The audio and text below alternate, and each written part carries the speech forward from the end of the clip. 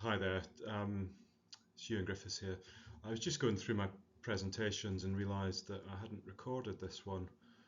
I was invited to the annual conference AUGIS, which was in Glasgow last year, and it was a debate session on whether we should be doing routine pyloroplasties during oesophagectomy. And it was my job to present the argument against this, so I thought I'd record it just for my YouTube channel, and it may help some other surgeons around the world, basically. On reviewing this topic, it's been debated for many years now. This is a editorial comment done after a review. Does pyloroplasty following oesophagectomy improve early clinical outcomes? And this surgeon from Hull said this question's been asked, to my recollection, since the 1960s in many meetings, gatherings of specialists and groups and societies. And I don't think we've come up with a clear answer yet. And quite a lot of surgeons are doing their own thing for their own reasons. So just reflecting on my career journey, I was trained in the northwest of England, the Manchester surgical rotation, and by and large they didn't do any routine pyloric intervention in Wythenshawe, Salford, Blackpool or Barrow. We did do some in Preston, from my knowledge, and then when I went to Australia for my fellowship, they did pretty much routine pyloroplasty there. So clearly the evidence is mixed, and this is why surgeons are doing different things. I think the issues with pyloroplasty is that it definitely increases the length of operative time, and it's really difficult to do laparoscopically. It may be easier to do robotically, but if you get it wrong and the pyloric muscle leaks, this can be life-threatening and patients can die of this issue. The other issue with pyloroplasty is it increases the risk of bile reflux from the duodenum to the stomach, and it can increase the risk of dumping syndrome. So therefore, why would you use this treatment in everyone when the risks of delayed gastric emptying are only around 5 to 15%? But of course, nowadays there's a range of pyloric interventions. It's not just doing nothing or a pyloroplasty.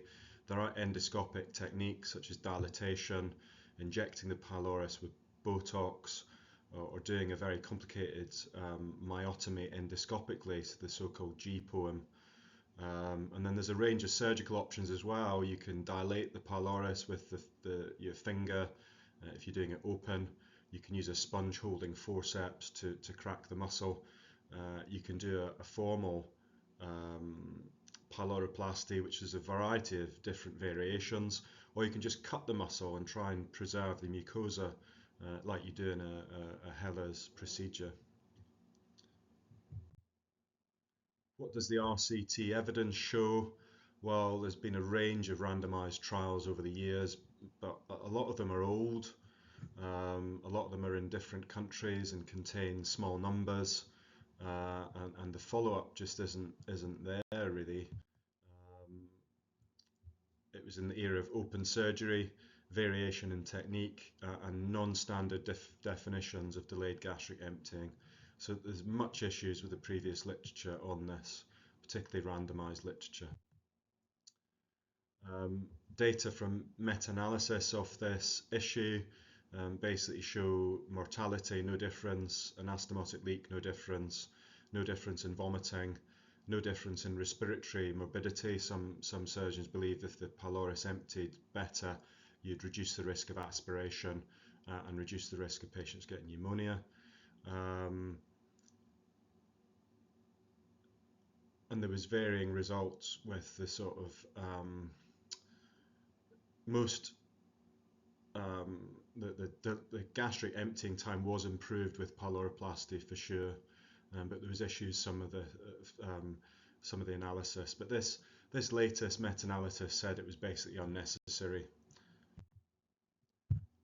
But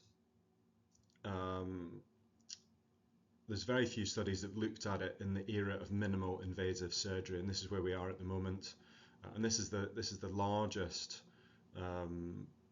paper by Daniela Molina's group from New York. It was retrospective, but it did contain nearly 300 patients, and it included patients having minimal access oesophagectomy. And because it was retrospective, the treatments varied over the years. So there was a propensity to doing nothing in the early proportion, and then they tried Botox in recent years, and some surgeons did a myotomy or a pyloroplasty. The methods showed a non-standardized definition of gastrointestinal symptoms, which included reflux, coughing, dysphagia, early satiety, regurgitation, nausea, vomiting, diarrhea, and dumping syndrome, and also aspiration events. So it was subjective and very much non-standardized. But the frequency of symptoms at 6 and 12 months very much favoured doing nothing. They had less symptoms in the control group, which had no procedures to the pylorus. And this is a publication, a systematic review and meta-analysis from 2022. It included more recent data from 2000 to 2020. It included the three more latest randomized trials and the 12 non-randomized studies with over 2,000 patients in total, and basically found no significant differences between the two groups. There was no differences in pulmonary complications, anastomotic leak, mortality, delayed gastric emptying, or need for further pyloric intervention. So I think pyloroplasty is unnecessary.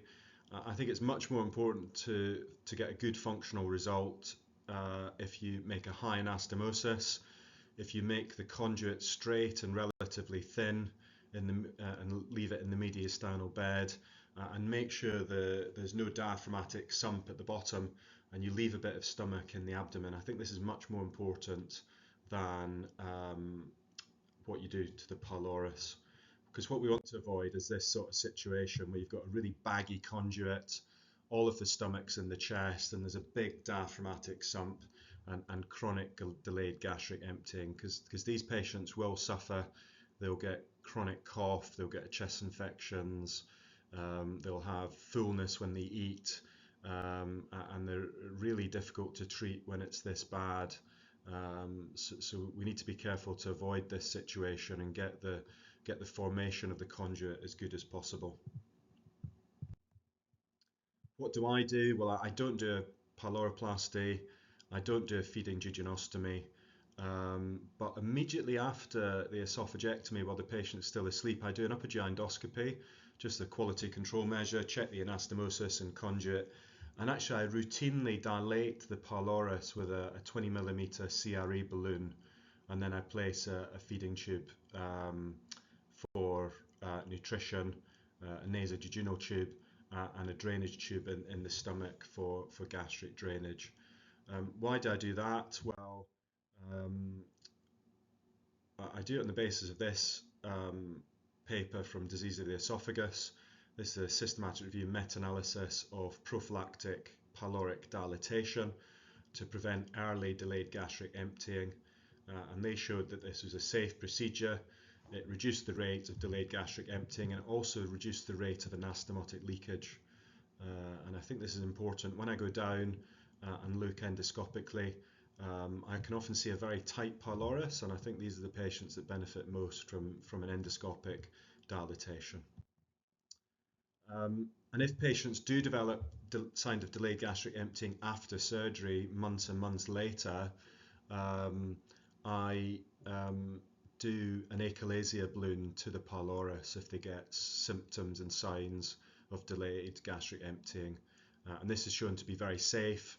I often do it on a theatre list and a full general anaesthetic, and just place the achalasia balloon at the pylorus and blow it up under endoscopic guidance. There's no need for any x-ray, and this gives a very good pyloric dilatation and usually improves patients with delayed gastric emptying. I get a barium first and just look for pyloric spasm and features of the stomach not draining very well. I just want to end with a quote from Professor John Lee Collis, who was a surgeon in Birmingham, mainly a thoracic surgeon, but he obviously did a lot of work in upper GI, and he was the designer, inventor of the Collis gastroplasty for treatment of hiatus hernias when you can't reduce the hiatus hernia into the stomach.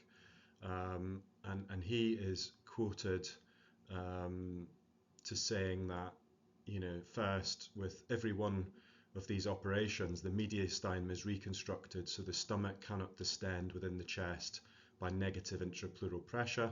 The second thing is that no case is a pyloroplasty done. This, I think, may be important, as it does mean that retrograde duodenal reflux into the stomach is avoided. The third point is that every patient after the operation is required to sleep against a bed wedge so that he sleeps propped up. And the fourth is that for at least 6 months after the operation, the patient is asked to have extra meals, so he has 6 meals a day. And I think, to be honest, not a lot has changed from that view, and that was published in 1972.